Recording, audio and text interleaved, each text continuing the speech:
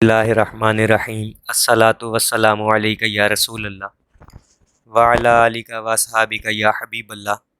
لاکھوں کروڑوں درود محمد اور آل محمد پر کہ جن کے صدقے اور وسیلے سے اللہ پاک نے ہم پر اپنی بے پناہ عنایات جاری رکھی ہوئی ہیں۔ معزز سامعین کرام السلام علیکم۔ حاجی ڈاکٹر نواب الدین رحمۃ اللہ علیہ ضلع امرتسر کے ایک چھوٹے سے گاؤں میں پیدا ہوئے اور تقریباً 85 برس کی عمر پا کر 2 دسمبر 1972 کو لاہور میں وصال کر گئے۔ آپ رحمۃ اللہ علیہ ڈاکٹر تھے اور طالب علمی کے دوران ہی حضرت میاں شیر محمد شرک پوری رحمۃ اللہ علیہ سے بیعت ہو گئے تھے۔ میاں صاحب نے آپ کو ایک وظیفہ اور درود شریف پڑھنے کی اجازت مرحمت فرمائی، جس کی وجہ سے آپ پر اس زمانے میں جذب کی سی ایک کیفیت طاری رہتی تھی۔ ایک مرتبہ رات کے وقت باغبان پورہ لاہور کی ایک مسجد میں نماز عشاء کے بعد چاندنی رات میں نہایت ذوق شوق سے درود شریف پڑھنے میں مشغول تھے کہ کیا دیکھتے ہیں کہ نبی کریم صلی اللہ علیہ وآلہ وسلم چاروں خلفائے راشدین رضوان اللہ تعالی علیہم اجمعین کے ہمراہ تشریف لائے۔ بیداری کی حالت میں آپ نے اپنی آنکھوں سے ان مبارک ہستیوں کی زیارت کی، جس کی تصدیق آپ کے سب سے بڑے بیٹے جناب چودھری مظفر حسین صاحب فرمایا کرتے تھے اور کہا کرتے تھے کہ والد مرحوم نے بتایا کہ حضرت عثمان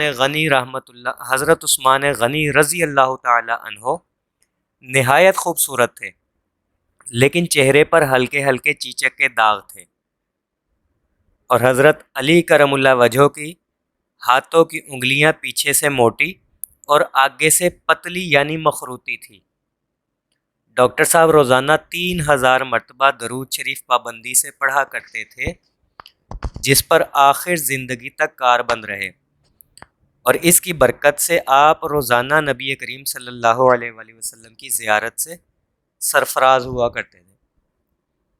اور یہ راز زندگی کے آخری ایام میں اس طرح سے کھلا کہ جب آپ عالم اضطراب میں بار بار کہہ رہے تھے کہ جب سے میرے بستر کے ساتھ پیشاب وغیرہ کے برتن رکھ دیے گئے ہیں تو طہارت کا پہلا سا معیار نہیں رہا، اب میں حضور نبی کریم صلی اللہ علیہ وآلہ وسلم کی زیارت سے محروم ہو گیا ہوں، ورنہ یہ دولت بیدار مجھے ہر رات حاصل ہوتی تھی۔ آپ رحمۃ اللہ علیہ درود خضری کا ان الفاظ میں ورد کرتے تھے: صلی اللہ علی حبیبہ محمد و آلہ و اصحابہ وسلم۔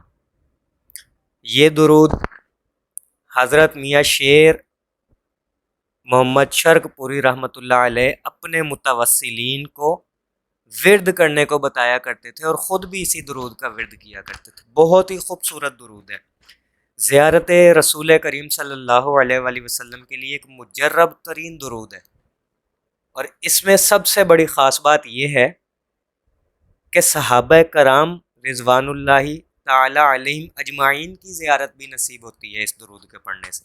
لہٰذا جو احباب درود خضری پڑھتے ہیں وہ کثرت سے محبت کے ساتھ اس کا ورد جاری رکھے۔